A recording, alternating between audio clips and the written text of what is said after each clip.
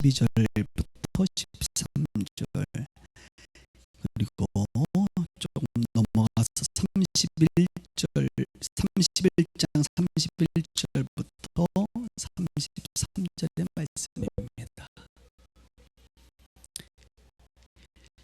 예레미야 2장 12절 13절, 31장 31절 33절.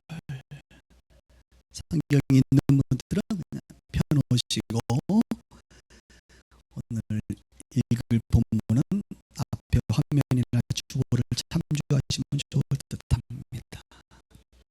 제가 읽겠습니다. 너 하늘아, 이 일로 말미암아 놀랄지어다. 심히 떨지어다. 두려워할지어다. 여호와의 말씀이니라. 내 백성이 두 가지 악을 행하였나니 곧 그들이 생수에 그는 대신 나를 버린 것과 스스로 웅덩이를 판 것인데 그것은 그물을 가두지 못할 터진 웅덩이들이니라. 31장입니다. 여호와의 말씀이니라. 보라, 날이 이르니 내가 이스라엘 집과 유다 집에 새 언약을 맺으리라. 이 언약은 내가 그들의 조상들의 손에 잡고 애굽 땅에서 인도하여 냈던 날에 맺은 것과 같지 아니할 것은, 내가 그들의 남편이 되었어도 그들이 내 언약을 깨뜨렸음이라. 여호와의 말씀이니라. 그러나 그날 후에 내가 이스라엘 집과 맺은 언약은 이러하니 곧 내가 나의 법을 그들의 속에 두며 그들의 마음에 기록하여 나는 그들의 하나님이 되고 그들은 내 백성이 될 것이라. 여호와의 말씀이니라. 아멘.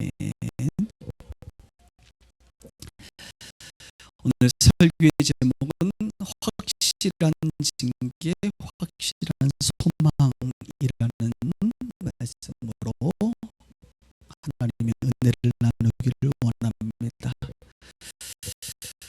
우리는 지난주부터 시작해서 이제 역사서를 마치고 선지서에 돌입했습니다. 지난주에는 이사야 말씀을 나눴지요. 성경의 축소판이다 이야기를 했습니다. 오늘은 두 번째 선지서인 예레미야의 말씀을 나누도록 하겠습니다. 여러분, 예레미야는 별명이 뭐라 그랬죠? 눈물의 선지자다 이렇게 말씀드렸습니다. 그만큼 예레미야는 눈물이 많았어요. 성격적으로도 굉장히 내성적인 사람이었습니다. 물론 하나님의 말씀을 선포할 때만큼은 성령의 사람이었지만 그는 성품적으로는 매우 연약한 사람이었습니다. 예레미야가 왜 그렇게 울었을까? 왜 그렇게 울었을까? 그것은 바로 하나님의 확실한 징계가 있었기 때문에 그렇습니다. 하나님의 확실한 징계를 선포했기 때문에, 그리고 그 내용 자체가 자신의 삶에 또 자신의 백성들을 바라볼 때 이루어질 수밖에 없는 일이었기 때문에 그는 울 수밖에 없었습니다. 민족을 사랑했기 때문에 그렇죠. 그래서 예레미야를 읽다 보면 그는 이런 표현들이 등장합니다. 슬프도소이다. 슬픈 하겠다라는 표현을 반복하는 것을 보게 됩니다. 그는 그래서 많이 울었습니다. 많이 울었습니다. 하나님의 확실한 징계, 도대체 하나님께서는 이렇게 이스라엘 백성들을 징계할 수밖에 없었을까라고 하는 것을 생각해 보게 되지요. 그러기 위해서는 우리가 이스라엘 백성들의 역사를 조금 알 필요가 있습니다. 앞에 화면을 보시면 지난주에 잠깐 보여드렸던 화면입니다. 지난주에 이사야는 히스기야 시대에 주로 활동했던 선지자였고, 오늘 등장하는 예레미야는 요시야로부터 시작해서 시드기야 시대에 등장했던 선지자입니다. 그런데 이 므낫세가 하나님 앞에 큰 악을 행하여서 하나님께서 이젠 징계하시기로 결정하셨습니다. 이것을 보려면 열왕기하 21장을 봐야 되는데, 우리는 예전에 선한 왕 악한 왕이라고 하는 제목으로 말씀을 전할 때 제가 므낫세에 대한 이야기를 나누었습니다. 므낫세는 그의 아버지인 히스기야, 참으로 훌륭한 왕이었지요. 선한 왕이었습니다. 하나님 보시기에 착한 왕이었습니다. 그의 아버지 히스기야의 길을 따르지 아니하고 오히려 북이스라엘 중에 가장 악했던 왕, 누구지요? 아합 왕의 길을 따랐습니다. 참 히스기야가 다른 건 다 잘했는데 자신 농사를 잘 못 지었어요. 그런데 이 므낫세는 여러분 보시는 것처럼 시간이 많이 지났습니다. 그만큼 오랫동안 통치했습니다. 무려 52년간 통치했습니다. 52년간 히스기야가 아닌 아합의 길을 따라서 하나님 앞에 악을 행하였습니다. 짧은 시간이 아닙니다. 그가 했던 일들은 열왕기하 21장에 보니까 산당들, 자신의 아버지가 허물었던 산당들을 다시 짓기 시작합니다. 그리고 바알과 아세라 상을 만듭니다. 이럴 성신을 섬깁니다. 심지어는 여호와의 성전의 마당에다가도 이럴 성신의 제단을 짓습니다. 엄청난 죄악을 짓습니다. 그뿐만 아니라 그는 이방신을 따라 자신의 아들들 중에 일부를 불 가운데 지나게 합니다. 그는 선지자가 아닌 점치는 신접한 여자들을 신임합니다. 그리고 많은 백성들의 무죄한 죄를, 피를 보게 합니다. 이토록 므낫세의 악행이 너무 커서 하나님께서는 결국 징계하시기로 결정하셨습니다. 이 내용이 예레미야 15장 4절에 나오는데요. 제가 읽어드릴게요. 유다 왕 히스기야의 아들 므낫세가 예루살렘에 행한 것으로 말미암아 내가 그들을 세계 여러 민족 가운데에 흩으리라 라고 예레미야 선지자를 통해서 또 하나님은 확실히 징계하시겠다라고 말씀합니다.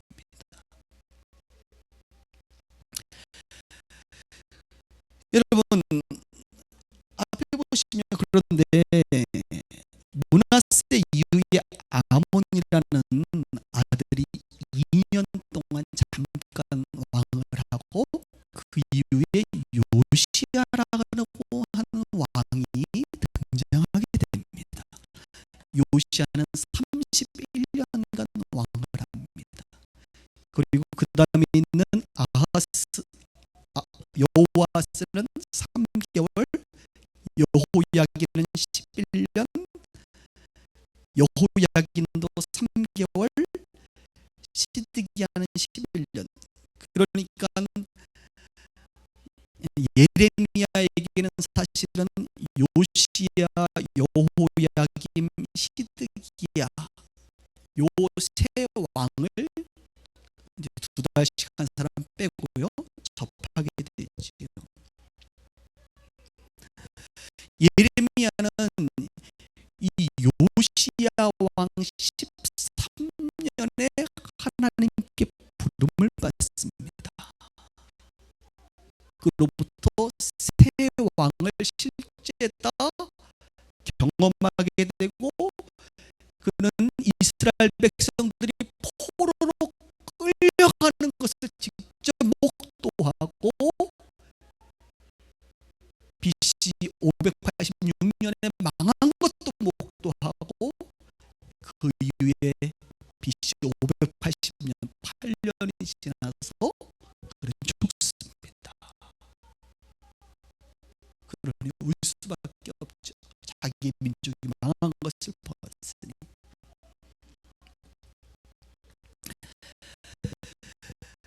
예레미야가 하나님께 부름받은 나이는 요시야 13년 BC 627년에 20살 때였습니다. 그래서 성경에 하나님이 그를 부를 때에 예레미야는 나는 아이다라고 주님께 투정을 부리죠. 하나님 저는 아이입니다. 아이 치고는 20살이면 뭐 그렇게 나이 같지는 않는데 그는 하나님 앞에 그런 모습이었던 것 같아요. 그런데 하나님은 예레미야를 20살에 불러서 무려 67세가 되도록 무려 47년 약 50년 동안 이 선지자로서의 사역을 감당하게 하십니다. 여러분 세 왕을 다 경험하는데 요시야, 여호야김, 시드기야 파란색 왕들은 주로 착한 왕들이에요. 제가 그래서 분류를 했는데요. 요시야 왕은요 어떤 왕이냐면 성경이 말하기를 다윗 이후에 이토록 하나님의 마음에 합한 자가 없어요. 가장 오히려 히스기야보다도 더 위대한 왕이 요시야 왕입니다. 그의 행적을 예전에도 설명했지만 다시 한번 설명해 드릴게요. 요시야가 왕이 된 지 나이가 8살이었습니다. 8살. 초등학교 1학년. 그리고 그가 13년 차가 되었을 때 21살 때에 예레미야를 하나님이 불렀어요. 예레미야 나이가 몇 살? 왕은 21살, 유다의 대표 선지자 예레미야는 20살. 왠지 궁합이 맞아 보이지 않습니까? 예, 그렇습니다. 왕과 요시야 왕과 예레미야가 마음이 합했어요. 그래서 요시야 왕이요 예레미야를 등에 업고 예레미야의 그 선지자를 통하여 하나님께서 요구하시는 많은 일들을 개혁하기 시작합니다. 엄청난 일들을 하는데 보면 성전에서 율법책을 발견해서 말씀을 회복하지요. 그 내용 중에 어떤 일이 있었느냐면 하나님의 성전에 남창의 집이 있었어요. 이 말이 돼요? 하나님의 성전 안에 남창의 집이 있었다. 그것을 허물어 버립니다. 므낫세가 엄청난 죄를 지은 거죠, 사실. 그리고 므낫세가 지었던 산당 혹은 이럴 성신의 제단, 수많은 것, 아세라 목상들을 전부 다 철거하는 철거 전문 왕이시죠. 그리고 하나님 말씀을 따라 유월절을 새롭게 지키기 시작합니다. 그래서 열왕기하 23장 25절은 이렇게 표현합니다. 요시야와 같이 마음을 다하여 뜻을 다하며 힘을 다하며 모세의 모든 율법을 따라 여호와께로 돌이킨 왕은 요시야 전에도 없었고 후에도 그와 같은 자가 없었더라. 이렇게 요시야와 예레미야는 함께 이스라엘의 회복 운동을 일으킵니다. 그런데 26절은 이렇게 말합니다. 그러나 여호와께서 유다를 향하여 내리신 그 크게 타오르는 진노를 돌이키지 아니하셨으니 이는 므낫세가 여호와를 경노하게 한 그 모든 경노 때문이다. 요시야 왕이 이렇게 종교를 개혁하고 말씀을 회복했으면 하나님께서 그 뜻을 돌이킬 만도 하는데 하나님은 이 므낫세의 악행이 너무 커서 돌이키지 않고 계획된 유다 민족을 멸망시키기로, 징계하기로 그 징계를 거두지 아니하셨다고 말합니다. 또 더 나아가 요시야 왕이 죽고 나서 여호야, 김과 시드기야 11년 22년 사이에 여전히 그들은 악한 일을 합니다. 그래서 하나님은 BC 586년 유다가 바벨론에 의해서 멸망하게 하고 포로로 끌려가는 비참한 신세를 맞이하게 되는 것이죠. 하나님의 확실한 징계였습니다.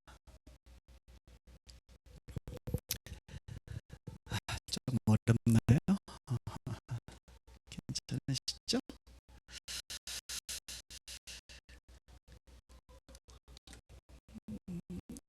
그러면 도대체 이스라엘 백성들이 지었던 죄를 한두 가지 가지로 설명하면 뭐가 될까요, 여러분? 많은 일들이 있었습니다. 하나님의 눈에는 이 모든 것들을 딱 두 가지로 정리하십니다. 첫 번째, 여러분 한번 주보를 볼까요? 13절에 보니까 내 백성이 두 가지 악을 행하였나니 이렇게 말합니다. 곧 첫 번째, 그들이 생수의 근원 대신 나를 버린 것, 이것이 첫 번째고, 두 번째, 스스로 웅덩이를 판 것이라는 것입니다. 그것은 그물을 가두지 못할 터진 웅덩이들이다, 이렇게 주는 말씀하십니다. 생수의 근원 대신 하나님을 버린 것과 스스로 자신들이 웅덩이를 판 것. 여러분, 웅덩이를 팠다는 게 뭘까요? 이것에 대해서 예레미야 5장 19절과 22장 9절은 똑같은 설명을 해드립니다. 들어보십시오. 그들이 만일 이르기를 우리 하나님 여호와께서 어찌하여 이 모든 일을 우리에게 행하셨느냐 하거든, 너는 그들에게 이르기를 너희가 여호와를 버리고, 두 번째, 너희 땅에서 이방 신들을 섬겼은즉 이와 같이 너희 것이 아닌 땅에서 이방인들을 섬기리라. 아하, 스스로 웅덩이를 팠다는 것은 이방 신들을 섬긴 것을 말하고 계시는구나. 22장 9절에도 이는 그들이 자기 하나님 여호와의 언약을 버리고, 두 번째, 다른 신들에게 절하고 그를 섬긴 까닭이라. 스스로 웅덩이를 판 것은 무엇이요? 이방 신들을 섬긴 것이라고 하나님께서 설명해 주고 계신 것입니다. 하나님을 버린 것, 스스로 터진 웅덩이야, 그것을 판 것입니다. 그런데 하나님께서 이 두 가지를 말씀하시면서 표현을 은유적으로 물과 관련돼서 표현하십니다. 생수의 근원이신 하나님을 버렸다고 말해. 여러분, 하나님은 생수의 근원이십니다. 또 스스로들이 만든 그 웅덩이에는 생수가 아니라 그냥 물이라 그래. 그 물은 터진 물이라고, 터진 웅덩이에 닫히는 물이다, 썩은 물이고 쏟아질 물이다라고 말하고 있어요.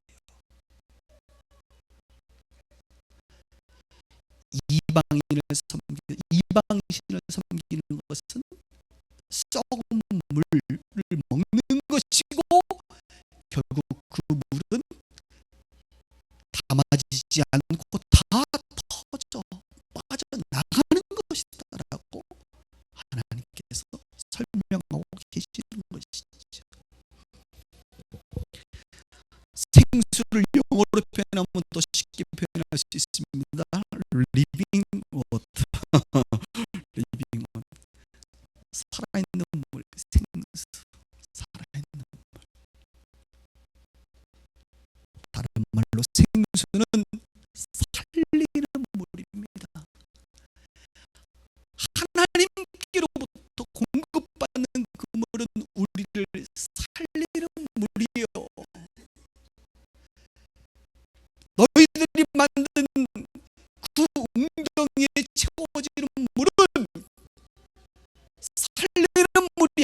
아니라 그냥 워터, 그냥 물이다. 그리고 그 물은 너희들의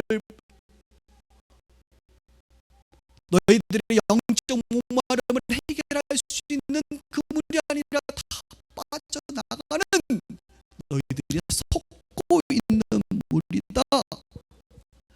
육신의 목마름만 잠깐 해소할 수 있는 그런 물이다라고 하나님께서 설명하고 계신 것이죠.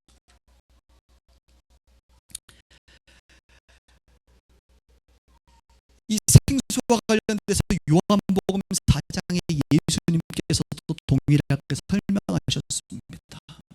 예수님께서 요한복음 4장에 사마리아 여인을 만나십니다. 야곱의 우물에 찾아가서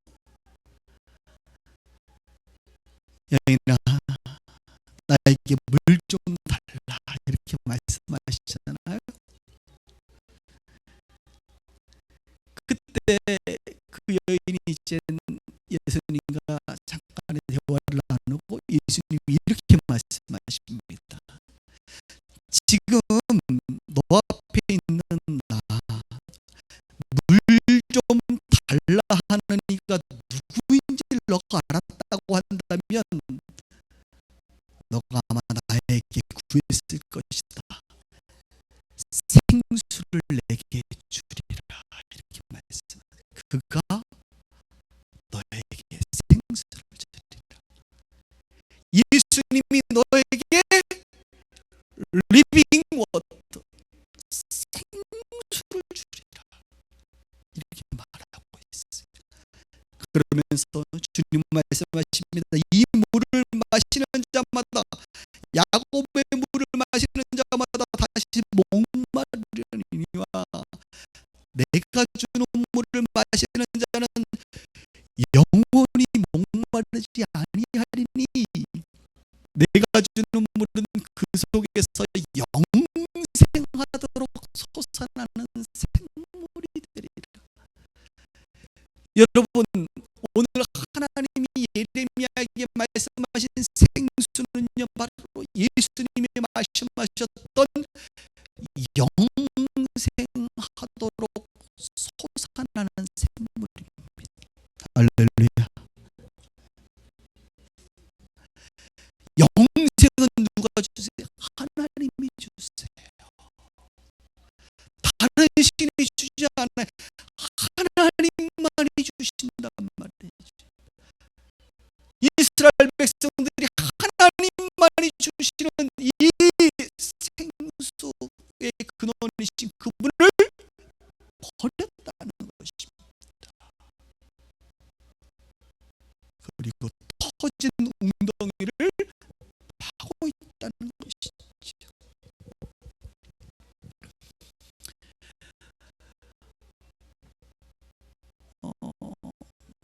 이것과 연관돼서 여러분, 사람들은 두 부류로 나눕니다. 생수의 근원 되시는 그 하나님, 우리 가운데 물을 공급해 주신 그분에게 심겨진, 물가에 심겨진 나무가 되던가, 아니면 스스로 웅덩이를 파서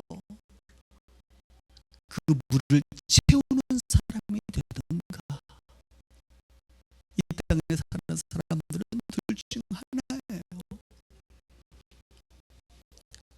물가에 심겨진 나무. 예레미야 17장 7절과 8절은 이렇게 말합니다. 무릇 여호와를 의지하며 여호와를 의뢰하는 그 사람은 복을 받을 것이라. 그는 물가에 심겨진 나무가 그 뿌리를 강변에 뻗치고 더위가 올지라도 두려워하지 아니하며 그 잎이 청정하며 가무는 해도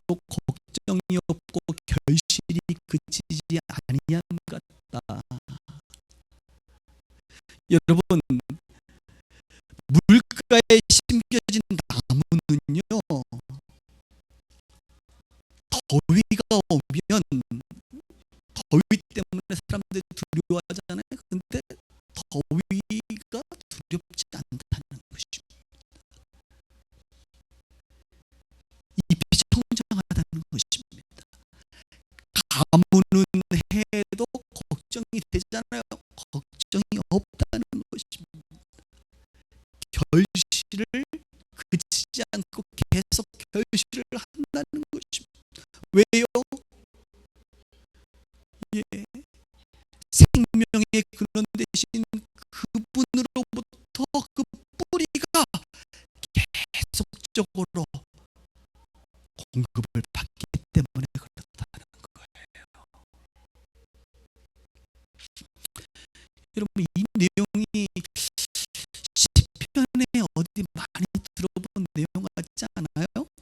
시편 1편에 보면 복 있는 사람은 해가지고 악인의 길을 쫓지 않으며 죄인의 길에서 오만한 자의 자리에 앉아 쭉 얘기하다가 무엇을 얘기합니까?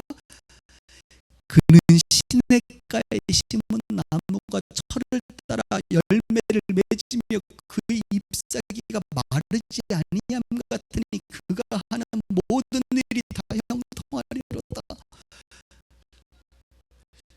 지금 예레미야에 있는 표현과 시편 1편의 표현을 그대로 쓰고 있어요.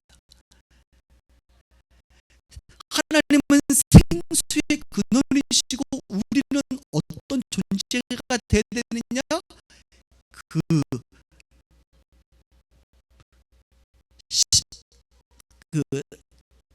심겨진 나무가 되어야 된다고.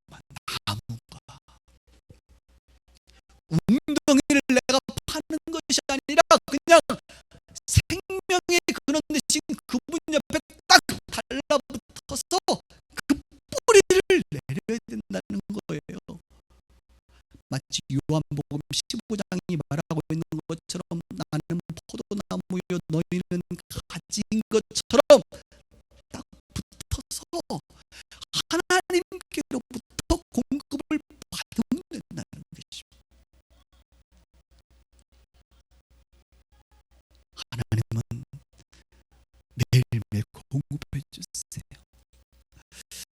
저는 가끔 이렇게 등산을 할 때마다 아직도 풀리지 않는 의문이 있습니다. 제가 뭐 이렇게 뭐 생태학자가 아니기 때문에.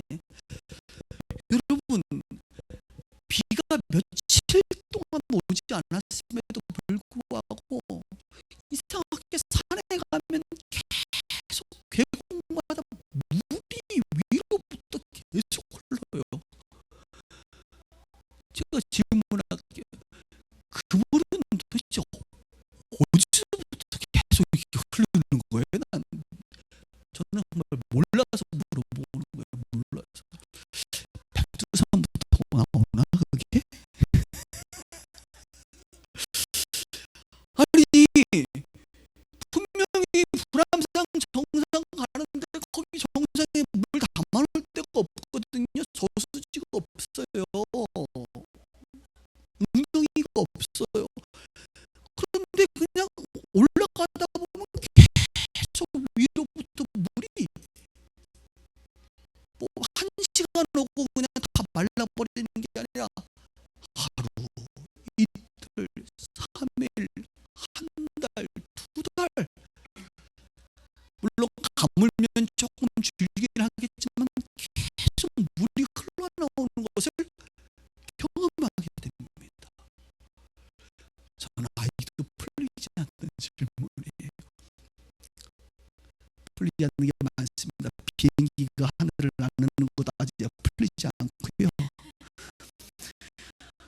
요만한 칩인가 요만한 CD 같은 거에 수많은 곡과 데이터가 들어가 있는 것도 아직도 저는 풀리지 않고요. 와이파이, 어떻게 이 공간에 뭐가 이렇게 데이터가 왔다 갔다 하는지도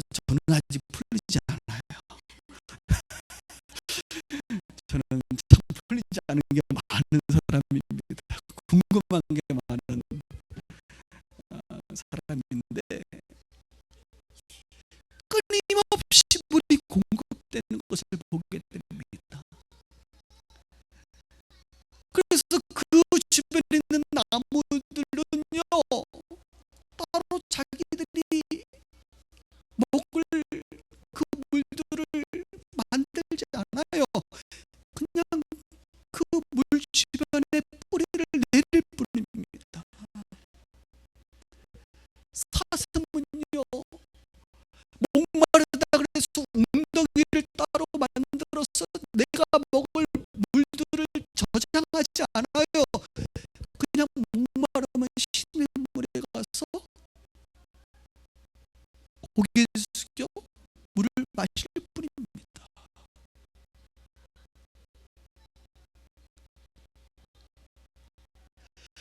하나님은 끊임없이 우리 가운데 생수를 공급해 주시는 분이고, 우리는 그 생수 대신 그분 밑에 딱 옆에 붙어서 뿌리를 내려 그분으로부터 공급을 받는 것, 이것이 하나님을 믿는 하나님의 사람들의 태도라고 하는 것이죠. 그런데 우리는 어떻습니까? 웅덩이를 팝니다.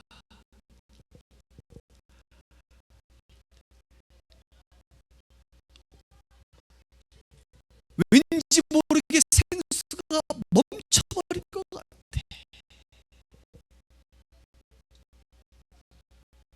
왠지 모르게. 그래서 내 스스로 하나님을 버리고 하나님이 아닌 다른 것을 만들기 시작합니다. 웅덩이를, 다른 것을 의존하기 시작하지. 하나님을 의존하지 않고 의뢰하지 않고 내가 나의 미래를 준비합니다. 웅덩이를 파고 할 수만 있다면 깊이 팝니다. 넓게 팝니다. 그리고 하루하루 그것에 많은 것을 담아내기 시작합니다. 그러면서 스스로를 위로하죠. 그래, 이제 생수가 공급되지 않아도 나는 내가 이 웅덩이에 모아놓은 물 때문에 나는 1년이고 10년이고 먹으면서 살 수 있을 것이다 라고 생각합니다. 하나님이 아닌 다른 것을 의존하는 것, 그것을 우상 숭배라고 말해요.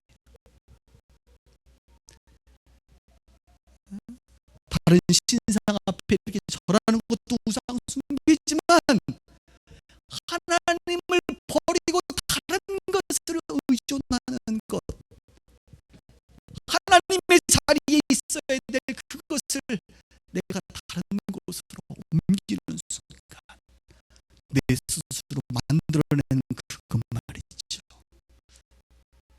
그것이 바로 웅덩이고 우상이고, 그리고 그 웅덩이는 기억하셔야 될 것, 터지는 웅덩이라는 사실입니다. 그것이 여러분들을 시원케 하지 않습니다. 그것이 여러분들을 영원토록 영생하도록 하지 않습니다. 그런데 우리는 그것을 모르는 것 같아요. 성경은 그래서 우리 가운데 오늘 끝날 때도 우리가 주기도 문성을 보리겠지만 일용할 양식이라는 것을 표현하고 있습니다. 일용할 양식. 우리 그리스도인들은 하나님이 매일매일 공급해 주시는 일용할 양식으로 그 생수에 그런 대신 그분께 붙어 있는 뿌리를 내려야 된다는 것이죠. 한 달에 월급으로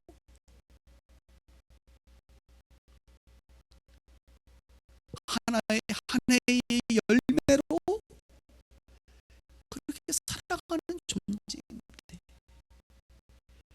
우리는 그 하나님을 믿지 못하기 때문에 여전히 큰 웅덩이를 만들고 곳에 무언가를 많이 쌓아놓고 있습니다. 그렇다고 해서 제가 저축을 하지 말거나 혹은 여러분 연금으로 미래를 준비하지 말라는 의미는 아닙니다. 우리의 마음의 중심, 우리가 무엇을 더 의존하며 살아가는지를 다시 한번 점검하자는 것입니다. 가정이나 내 자신의 능력이나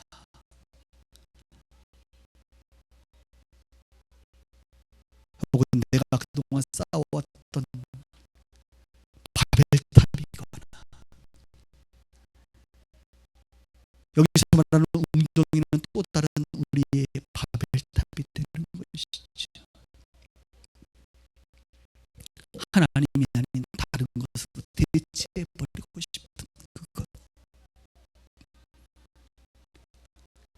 그래서 하나님은 우리로 하여금 웅덩이에 저장하는 자가 아니라 끊임없이 공급받고 남는 것은 흘려보내는 자라고 하는 것을, 유통자라고 하는 것을 끊임없이 우리 가운데 말씀하고 있어요.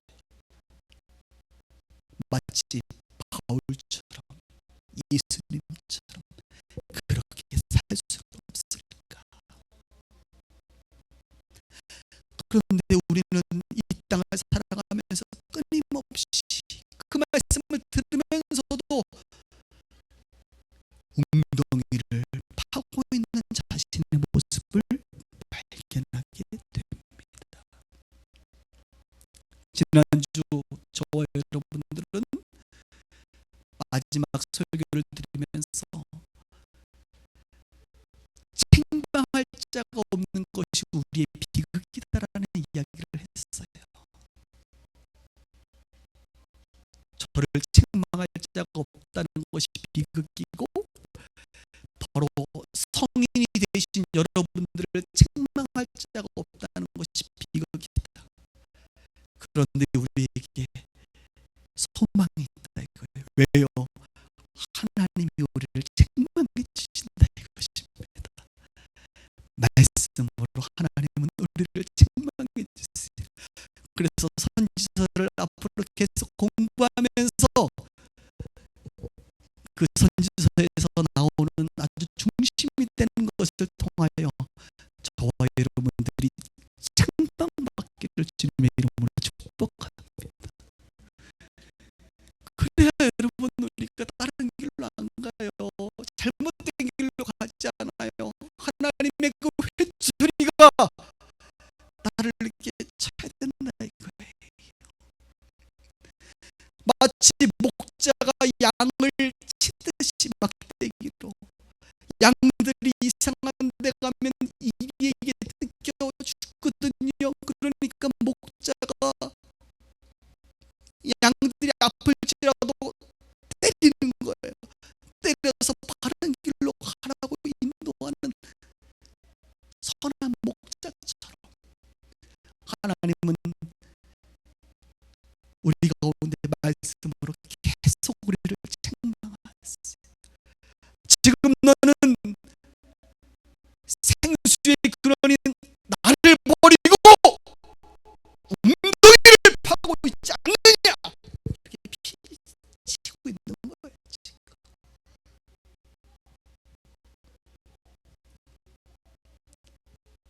말로는 찬양할 때 내가 주인 삼은 모든 것을 내려놓겠다고 하지만 너의 마음의 중심에는 비빌 언덕을 만들고, 우리 예전에 홍 목사님 설교하셨던 것처럼 안전 장치를 끊임없이 만들어서 2중, 3중, 4중, 하나님이 없어도 나는 이 땅에서 살 수 있어라고 웅덩이를 파고 있지 않느냐, 우리 가운데 실문하고 있다는 것입니다.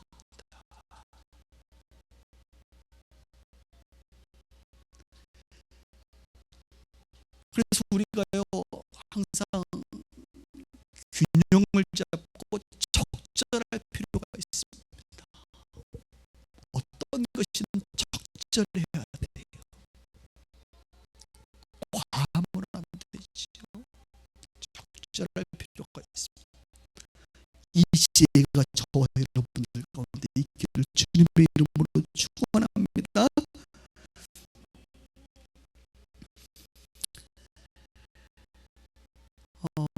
예레미야의 좀 성경을 좀 더 몇 절 읽어드릴 테니까 한번 들어보십시오.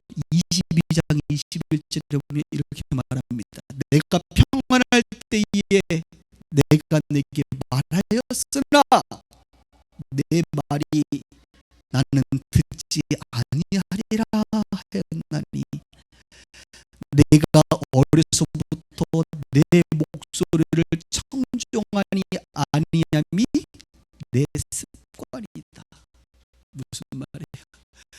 하나님은 평안할 때에 끊임없이 너에게 가르치고 말씀했다는 거예요. 그런데 너희들은 듣지 않는다. 그때 하나님 뭐라 그래요? 너희들은 그렇게 청종하지 않는 것이 습관이다. 습관이다. 여러분, 불순종하는 것이 습관이 되지 않기를 바랍니다.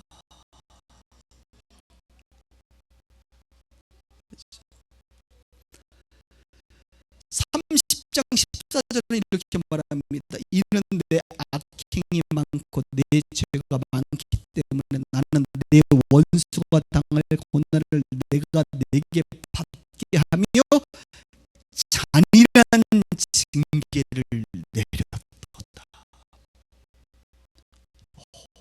하나님께 잔인한 징계를 하세요. 그러면서 31장 20절에 이렇게 말합니다. 에브라임은 나의 사랑하는 아들 기뻐하는 자식이 아니냐. 내가 그를 책망하여 말할 때마다 깊이 생각하노라. 여러분, 하나님의 책망은 그냥 일시적이거나 어떤 흥분해서 그렇게 즉흥적이지 않아요. 하나님은 하나님의 백성들을 책망하실 때 뭐라고 얘기해? 자신이 깊이 생각하노라. 깊이 생각하세요. 가능하면 최초리를 들지 않으려고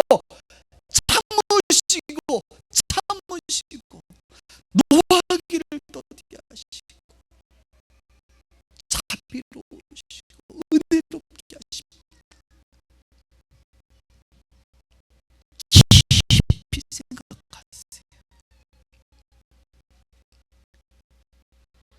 그러나 사랑하는 자식이 남이면 채찍 안 하죠. 징계 안 하죠.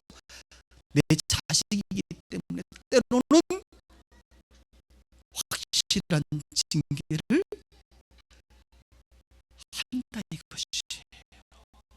그것이 때로는 잔인하게 우리 가운데 느껴질 수도 있다는 것입니다.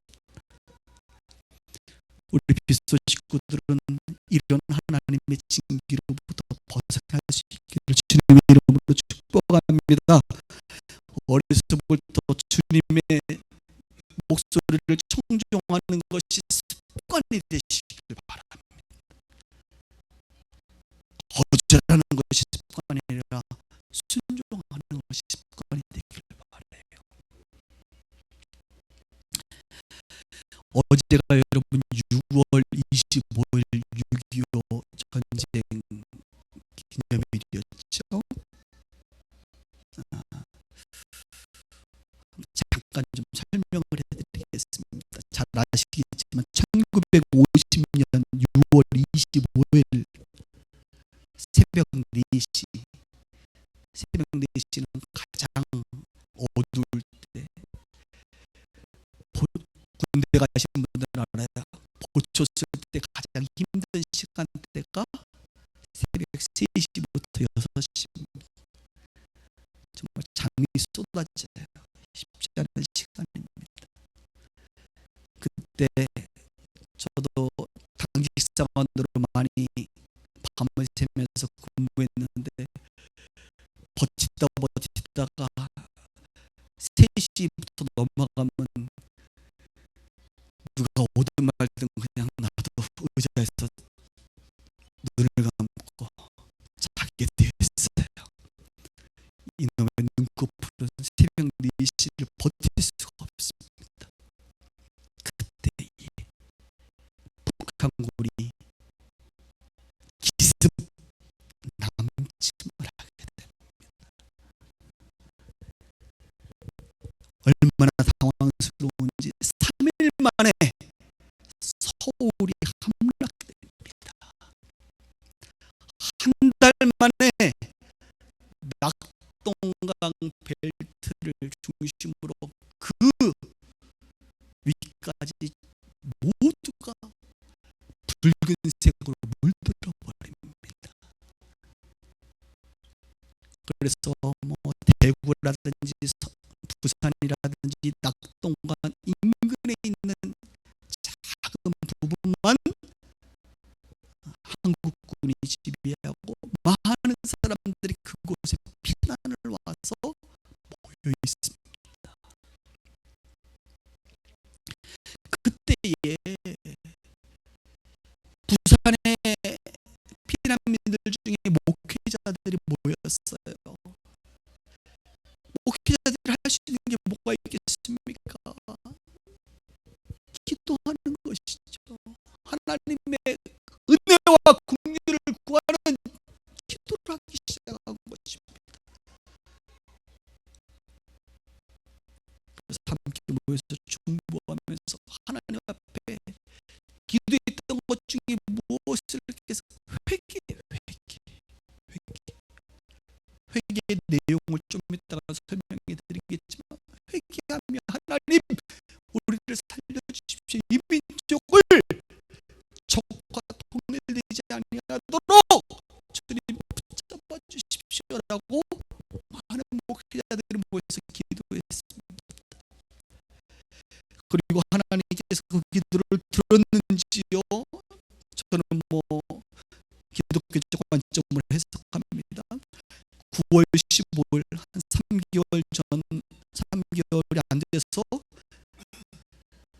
유엔 연합군 맥어더 장군이 이끄는 유엔 연합군이 인천 상륙 작전을 성공적으로 함으로 말미암아 전세가 역전되는 일이 벌어지죠. 그래서 다시 서울을 장악하게 되고 오히려 북진을 하게 되면서 압록강 일대까지 올라가게 됩니다. 그때 중공군들이 북한군을 도와줌으로 말미암아 38선 즈음에 1952년 7월 27일 많은 사람들이 전쟁이 시작된 50년 6월 25일은 다 기억하는데 휴전 협정된 그 시간 7월 27일을 기억하지 못하더라고요. 52년 7월 27일 휴전이 됐기 때문입니다. 53년이죠. 53년. 그래서 지금 우리가 이렇게 38선을 두고 남과 북이 갈라져 있는 상태로 60년 이상을 지금 지나고 있습니다. 하나님께서 왜 6.25 역사의 주인 되시는 하나님께서 1907년 평양 장대현 대부흥과 이 민족의 복음화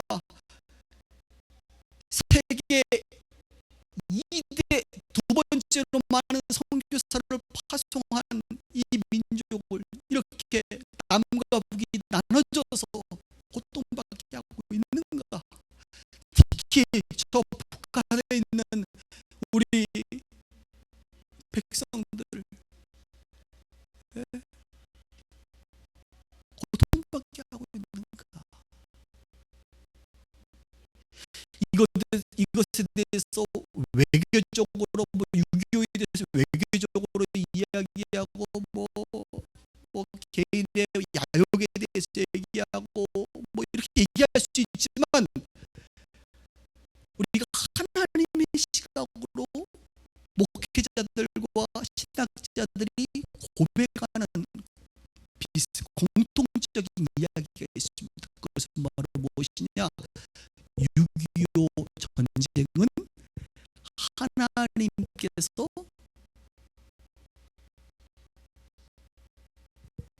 징계하시는, 징계를 담아내는 것 중에 하나였다. 하나님의 징계로서 6.25 전쟁이 일어났다고까지는 얘기하지 못하지만, 그래도 6.25 전쟁 가운데 하나님께서 우리를 징계하시는 요소를 담고 있다라고 공통적으로 이야기합니다. 저도 그 말에 동의하고요.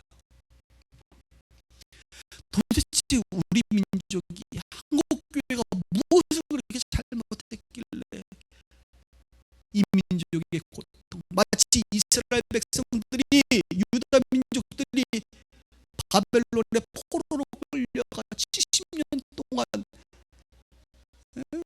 이렇게 살아가는 것처럼 고통을 받고 있는가? 그것은 일제치하 때에 신사참배라고 하는 한국교회의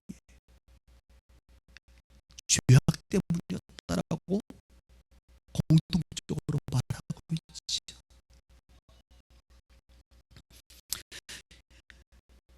여러분, 그때는, 그 당시에는 모든 백성들뿐만 아니라 교회도 학교도 모두 다가 신사 참배하였습니다. 신사가 뭐예요? 신사, 귀신 신자예요. 귀신 신자. 사는 제사한다는 거예요. 귀신을 제사하는, 그러니까 귀신을 경배하기 위해서 참여한 제사가 바로 신사 참배예요. 이걸 누가 했다고요? 목사들이, 교회가, 성도들이. 다니엘과 같은 사람은 소수이고, 주기철 목사님 뭐 이런 분들로 우리가 알고 있지요. 한국교회 전체가 신사 앞에 절을 하며 죽으면 죽으리라 각오하지 못하고, 결국은 그 죄의 시스템, 악의 이 구조 속에 다 무릎을 꿇고 말아버렸어요. 물론 뭐 제가 그것을 경험하지 못했기 때문에 이렇게 쉽게 얘기할 수 있는 부분은 아니지만, 그럼에도 불구하고 그때 우리는 다 순교를 했어야 합니다. 그러나 한국 교회는 모두 다가 무릎을 꿇어버렸어요.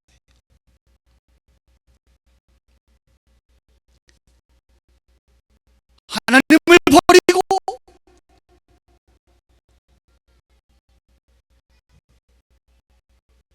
살기 위한 웅덩이를 판 것이죠.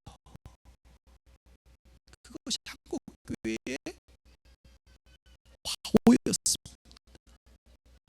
그리고 그 과오의 결과로 하나님의 확실한 징계가 한국 땅 가운데 있었다라고 설명합니다. 저는 이것에 동의합니다.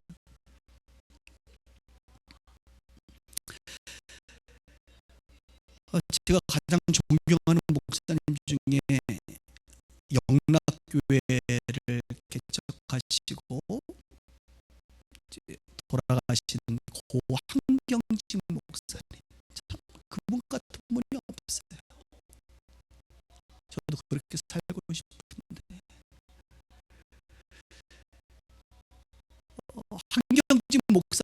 하나님께서 노벨상 중에는 종교 분야가 없습니다. 그래서 노벨상과 버금가는 템플던 상을 만들었는데, 그 템플던 상에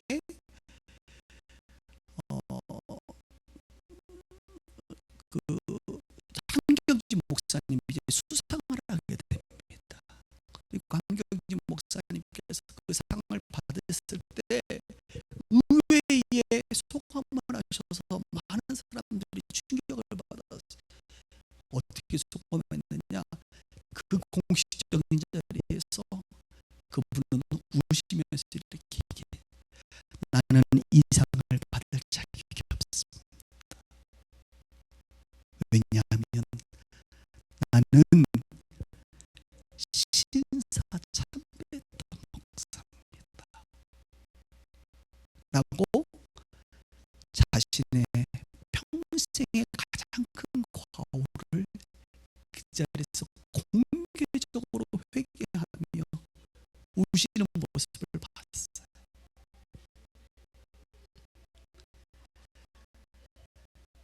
자기가 큰 대형교회를 이루고 한국교회에 큰 영향력을 행사하고 했지만 마지막까지 검소하게 그렇게 사셨지만 내 평생 그 시간에 신사 참배했던 그 과오는 하나님 앞에 내가 지울 수가 없고 평생을 회개하며 살았다고 그는 고백하고 있습니다.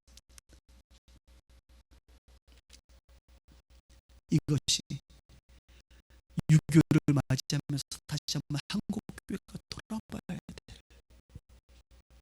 하나님의 징계였다는 것이죠.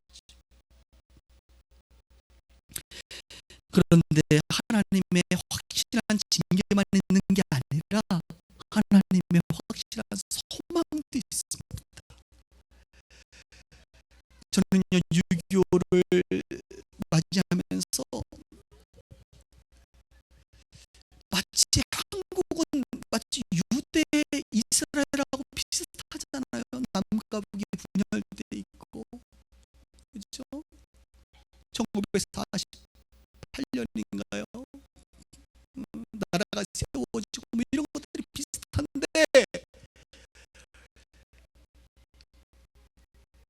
여러분 지금 6.25가 발발한 지 몇 년째인지 아세요? 67년, 50년이니까 지금 67년. 많은 한국에서 기도 좀 하신다는 뭐 선지자라고 불리시기는 어렵지만 어쨌든 기도 좀 하시는 분들이요, 얘기하기를 언제 통일이 될 것이냐, 그분들의 공통적인 이야기는 마치 유대 민족이 70년 만에 귀환한 것처럼 6.25 전쟁 발발 혹은 휴전을 중심으로 70년쯤 되면 하나님께서 통일시켜 주지 않겠냐라고 많이들 이야기하십니다. 물론 우리가 꼭 믿을 필요는 없지만 저는 그냥 믿고 싶어요.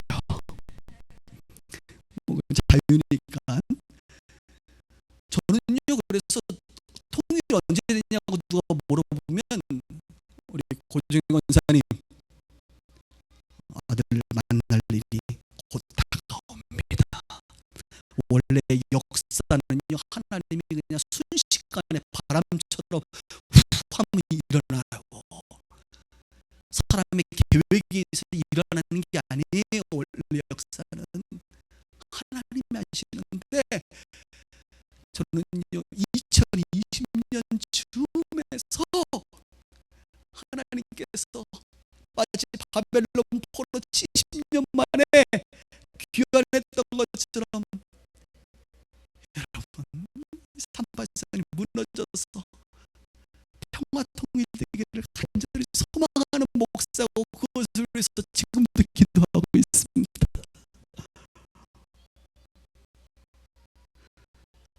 믿거나 말거나 나는 기도할 테니까 여러분들도 원하시면 기도하세요. 또 많은 경제학자들이 한국의 미래, 이 점점 일본을 뒤따라가는 것 같은 이 장기 침체 우리를 어떻게 극복할 것인지, 모든 경제학자들의 대표적인 이야기가 뭐예요? 통일 외에는 방법이 없다. 그래서 현직 대통령은 통일은 대박이다 이런 표현도 썼다고 하잖아요. 물론 사회적으로는 아마 인종적으로는 상당히 많은 이념적으로 갈등이 일어날 것입니다. 그래서 우리는 대비해야 돼요. 그럼에도 불구하고 경제적인 부분에서는 굉장한 새로운 시대가 열릴 것이다라고 모두들 예측하고 있습니다.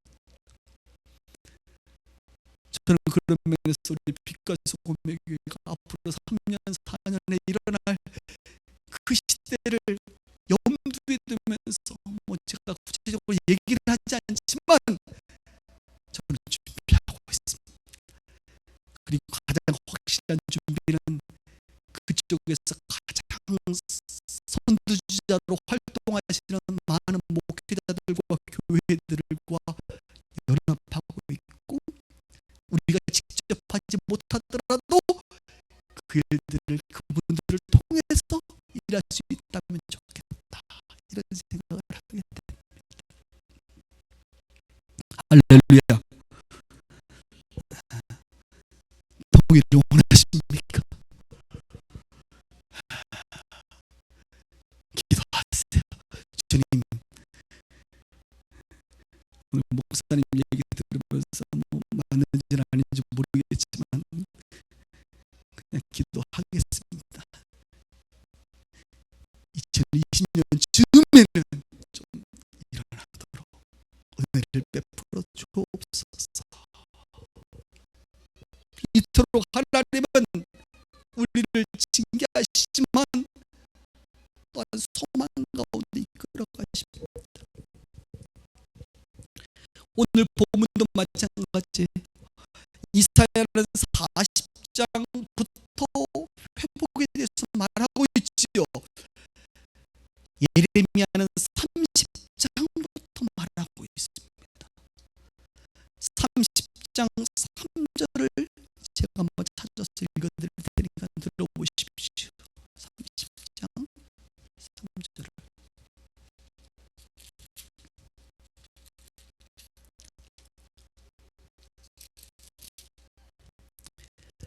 여호와의 말씀이니라. 보라, 내가 내 백성 이스라엘과 유다의 포로를 돌아가게 할 날이 오리니 내가 그들을 그 조상들에게서 준 땅으로 돌아오게 할 것이니 그들이 그 땅을 차지하리라.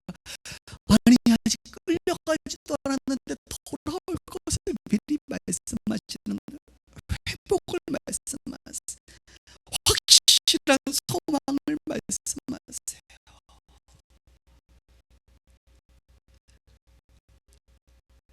그리고 오늘 본문 볼까요? 본문에 뭐라고 얘기합니까? 밑줄 짚고만 볼게요. 내가 이스라엘 집과 유다 집에 새 언약을 맺으리라 말씀하세요. 그리고 그 언약의 내용은 내가 나의 법을 그들의 속에 두며 그들의 마음에 기록하여 나는 그들의 하나님이 되고 그들은 내 백성이 될 것이라 말합니다. 예레미야에서 가장 많이 반복되는 단어가, 문장이 나는 그들의 하나님이 되고 그들은 내 백성이 되리라. 이것이 창세기부터 요한계시록까지 하나님이 우리 가운데 주신 언약의 내용이거든요. 우리는, 하나님은 우리의 아버지가 되고 하나님은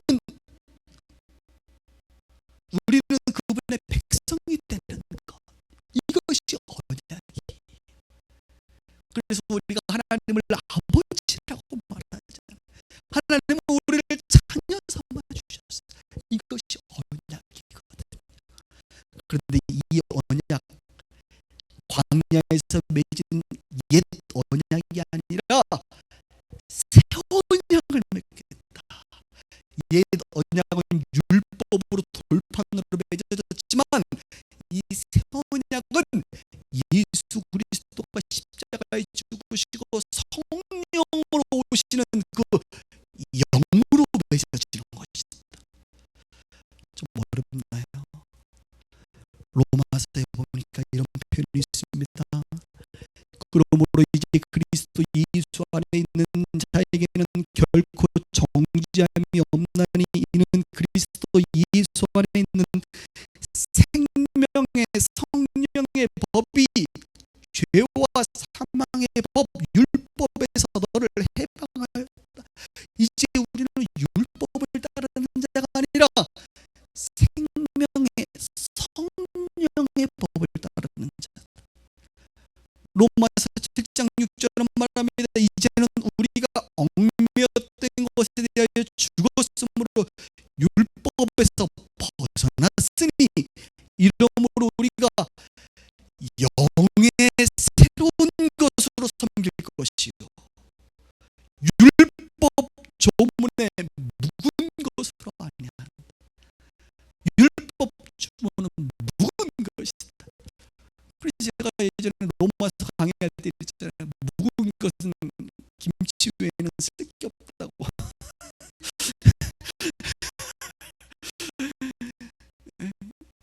율법은 옛 것이고 옛 언약이고 이제 새 언약은 뭐예요? 성령의 법. 여러분 가운데 성령님이 거하십니까? 그 성령님이 마치 구약의 율법처럼 우리에게 말씀하십니까? 설교를 들을 때에, 기도할 때에, 묵상할 때에, 우리가 삶을 살아갈 때 그 성령이 우리를 조명하여 하나님의 뜻을 깨달아 알도록 말씀하시란 말이에요. 그렇습니다. 새 언약의 시대는 우리 마음판에 우리 안에 거하시는 성령으로 말미암아 그분의 뜻을 발견하고 그분의 말씀을 듣는다는 거예요. 이제 우리에게 율법이 아니라 율법이 발전되고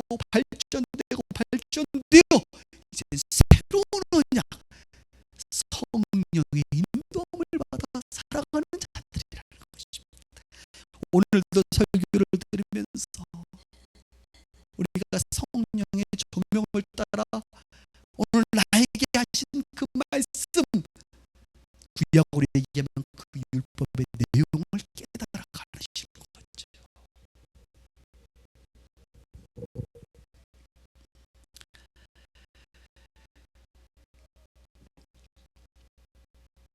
그러면서 그 유명한 33장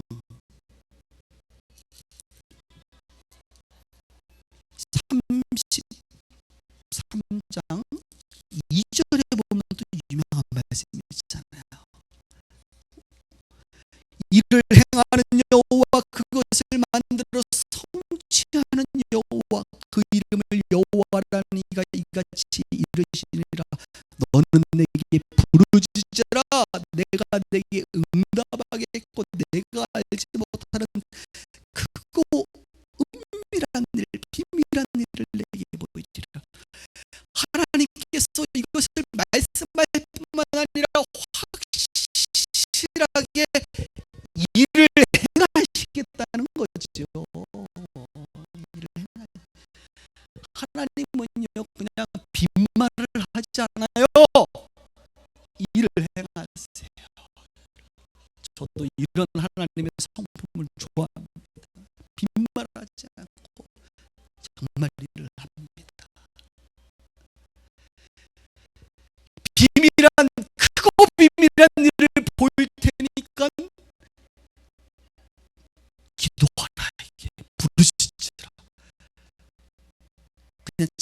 영으로 되는 게 아니라 부르짖는 성도들을 통하여 하나님이 일하시는데, 그럼 크고 비밀한 일이 무엇인고? 두 가지겠죠. 첫 번째는 70년 만에 돌아오리라, 이게고, 또 하나는 뒷장에 보면 다윗의 혈통을 따라 의로운 한 가지가 태어난다.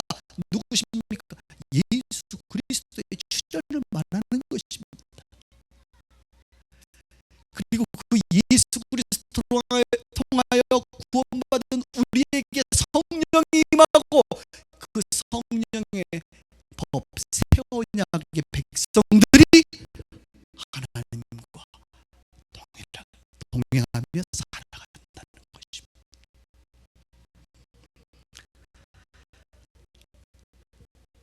지금 제가 한 얘기를 이미 알고 계신 분들은 여러분들이 굉장히 중요한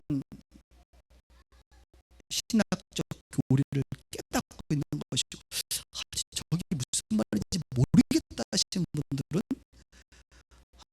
조금 더 교회를 다녀보시길 바랍니다.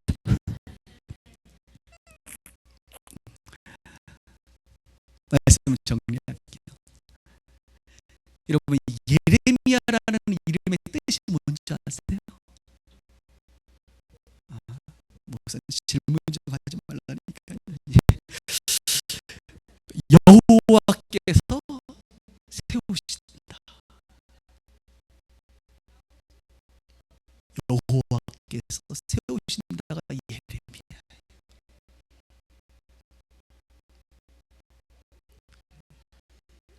하나님의 나라를 누가 세워요?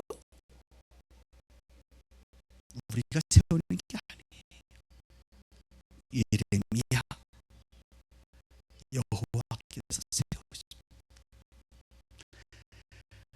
하나님의 킹덤, 왕국을 누가 세워요? 여호와께서 세워. 하나님의 백성을 누가 세워요? 여호와께서 세워요.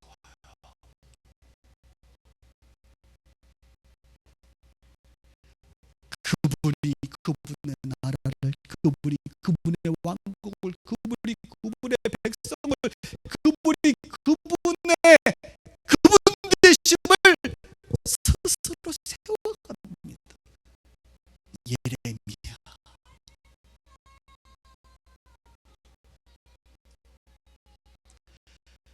예레미야는 징계의 말씀인 것 같지만 사실 하나님의 나라를 스스로 세워가시는 과정 속에 있는 아주 중요한 하나님의 선물입니다. 우리 인간들은 그 하나님께서 세우시는 하나님의 나라에 동참되어, 제가 자주 표현하는 것처럼 점과 같이, 획과 같이 쓰이는 것이죠. 그 위대하신 하나님 앞에 쓰임 받는 것은 매우 행복한 일입니다.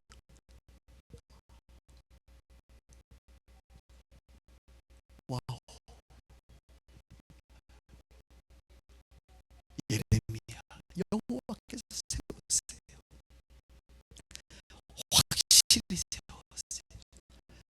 10편 19편 7절에 말하고 있는 것처럼 여호와의 율법은 완전하여 영혼을 소생시키며 여호와의 증거는 확실하여 우둔한 자를 지혜롭게 하며, 하나님은 확실하세요. 제가 확실하다는 표현할 때마다 고 김영삼 대통령이 자꾸 생각나.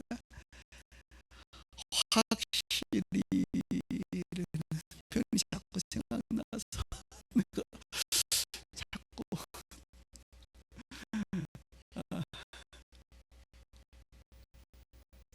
하나님은 확실하세요.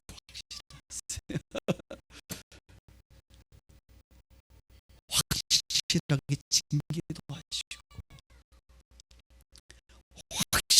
소망도 주십니다. 그 하나님과 동행할 수 있기를 주님의